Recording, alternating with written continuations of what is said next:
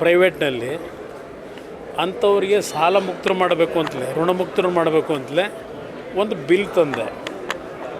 ನನ್ನ ಸರ್ಕಾರ ಹೋಯ್ತು ಬಿಲ್ಲನ್ನು ಕಸದ ಬುಟ್ಟಿಗೆ ಹಾಕಿದ್ರು. ಅದಷ್ಟೇ ಅಲ್ಲ, ಸಾಲ ತೆಗೆದುಕೊಂಡಂಥವ್ರು ಸಾಲ ತೀರಿಸ್ಲಿಕ್ಕೆ ಆಗದೇ ಇರತಕ್ಕಂಥ ಪರಿಸ್ಥಿತಿನಲ್ಲಿ ಅದಕ್ಕೆ ಏನು ಪರ್ಯಾಯ ಅಂತಕ್ಕಂಥದ್ದಕ್ಕೆ ಕೇರಳ ರಾಜ್ಯದಲ್ಲಿ ಅಲ್ಲಿಯ ಸರ್ಕಾರ ಒಂದು ಕಮಿಷನ್ನ ರಚನೆ ಮಾಡಿದ್ದಾರೆ.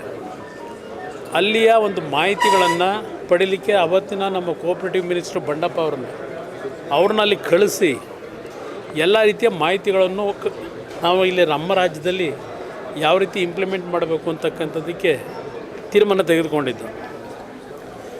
ಆದರೆ ಮುಂದೆ ಬಂದಂಥ ಸರ್ಕಾರಗಳು ಇದು ಯಾವುದ್ರ ಬಗ್ಗೆಯೂ ಗಮನ ಕೊಟ್ಟಿಲ್ಲ. ಇವತ್ತು ಹಲವಾರು ಕಡೆ ಈ ಮೈಕ್ರೋ ಫೈನಾನ್ಸ್ಗಳು ವಿತೌಟ್ ಲೈಸೆನ್ಸ್ಗಳನ್ನು ಪಡೆದೇ ಇವತ್ತೇನು ಇಲ್ಲೀಗಲಿ ಈ ರೀತಿಯ ಒಂದು ಸಾಲ ಕೊಡ್ತಕ್ಕಂಥ ಒಂದು ವ್ಯವಸ್ಥೆಗಳು ಇಟ್ಕೊಂಡು ಹಲವಾರು ರೀತಿಯ ಹಿಂಸೆಗಳನ್ನು ಕೊಟ್ಟು ಇವತ್ತು ಸಾಲ ಪಡೆದಂಥವ್ರು ಸಾಲ ತೀರಿಸಲಿಕ್ಕಾಗದೆ ಅವರ ಹಿಂಸೆ ತಡಿಲಾರದೆ ಸಾವು ನೋವಿಗೆ ಒಳಗಾಗ್ತಾ ಇರತಕ್ಕಂಥ ಆತ್ಮಹತ್ಯೆ ಮಾಡ್ಕೊಳ್ತಕ್ಕಂಥದ್ದು ಏನು ನಡೀತಾ ಇದೆ. ಸರ್ಕಾರಕ್ಕೆ ಈಗಲೂ ಹೇಳ್ತೇನೆ, ತಕ್ಷಣ ಇದರ ಬಗ್ಗೆ ಎಷ್ಟು ದಿನ ಆಯ್ತು ಈಗಾಗಲೇ ಇದರ ಬಗ್ಗೆ ಬಂದು ಚಾಮರಾಜನಗರದಲ್ಲೇ ಮುಖ್ಯಮಂತ್ರಿಗಳು ಹೇಳ್ತಾರೆ, ನಾನು 28 ಬಾರಿನೋ 30 ಬಾರಿನೋ ಚಾಮರಾಜನಗರ ಭೇಟಿ ಕೊಟ್ಟೆ, ಚಾಮರಾಜನಗರಕ್ಕೆ ಭೇಟಿ ಕೊಟ್ಟ ತಕ್ಷಣ ಅಧಿಕಾರ ಹೋಗುತ್ತೆ ಅಂತಾರೆ, ನಾನು ಇನ್ನೂ ಗಟ್ಟಿಯಾಗಿದ್ದೀನಿ ಅಂತೇಳಿ. ನೀವೇನೋ ಗಟ್ಟಿಯಾಗಿದ್ದೀರಿ, ಆದರೆ ನಿಮ್ಮನ್ನು ಆ ಜಾಗದಲ್ಲಿ ಕೂರಿಸಿರೋ ಜನ ಇವತ್ತೇನಾಗಿದ್ದಾರೆ, ಅವರು ಗಟ್ಟಿ ಮಾಡಲಿಕ್ಕೆ ಏನು ಮಾಡಿದ್ದೀರಿ? ಇದು ಪ್ರಶ್ನೆ ಇಲ್ಲಿರೋದು. ಅದರಿಂದ ಈ ಒಂದು ಅನ್ಲೈಸೆನ್ಸ್ಡ್ ಮೈಕ್ರೋ ಫೈನಾನ್ಸ್ನವ್ರು ಏನಿದ್ದಾರೆ ಅದರ ಬಗ್ಗೆ ಸರ್ಕಾರ ಕ್ರಮ ತಗೋಬೇಕು. ಅಧಿಕಾರಿಗಳು ತಗೊಳ್ಳೋಕ್ಕಾಗಲ್ಲ, ಜಿಲ್ಲಾಧಿಕಾರಿ ತೆಗೆದುಕೊಳ್ಳೋಕ್ಕಾಗೋದಿಲ್ಲ. ಇಲ್ಲಿ ಸರ್ಕಾರ ಇದರ ಬಗ್ಗೆ ಅತ್ಯಂತ ಕಠಿಣವಾದಂಥ ಕೆಲವು ನಿರ್ಧಾರ ತೆಗೆದುಕೋಬೇಕು.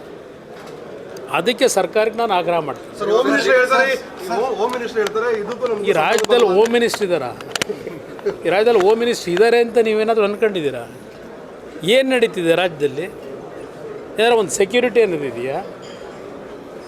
ಬೆಳಗಿನ ಸಂದರ್ಭದಲ್ಲೇ ನೀವು ಬ್ಯಾಂಕ್ಗಳಿಗೆ ನುಗ್ಗೋದು, ATMನಲ್ಲಿ ದುಡ್ಡು ಇಡಕ್ಕೆ ಹೋದಂಥ ತೆಗೆದುಕೊಂಡು ಆರಾಮಾಗಿ ಸಿನಿಮಾದಲ್ಲಿ ಶೂಟಿಂಗ್ ಮಾಡ್ತಾರಲ್ಲ, ಆ ರೀತಿ ಹಣ ತಗೊಂಡು ಹೋಗ್ತಿರತಕ್ಕಂಥ ದೃಶ್ಯ ನೀವು ತೋರಿಸ್ತೀರಿ ಟಿ ವಿಗಳಲ್ಲಿ.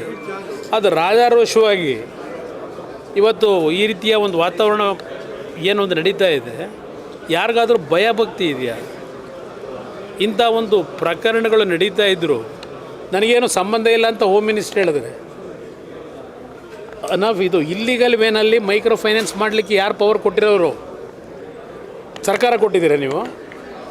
ಇಲ್ಲಿಗಲ್ ಮೈಕ್ರೋ ಫೈನಾನ್ಸ್ ನಡೆಸಿ ಅಂತ ಹೇಳಿ ಏನು ಬೇಕಾದರೂ ಮಾಡ್ಬೋದು ಅಂತ ಇದೆಯಾ?